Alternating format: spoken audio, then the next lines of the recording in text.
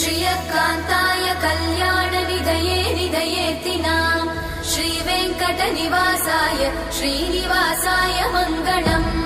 लक्ष्मी सविभ्रमालोकसुभ्रूविभ्रमचक्षुषे चक्षुषे सर्वलोकानां वेङ्कटेशाय मङ्गलम् श्रीवेङ्कटाद्रिशृङ्गाग्रमङ्गलाभरणाङ्ग्रये मङ्गलानां निवासाय श्रीनिवासाय मङ्गलम् सर्वावयव सौन्दर्य सम्पदा सर्वचेतसां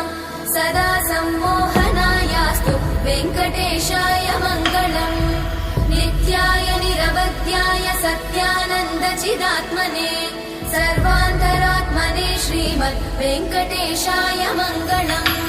स्वतः सर्वविदे सर्वशक्तये सर्वशेषिने सुलभाय सुशीलाय वेङ्कटेशाय मङ्गलम्।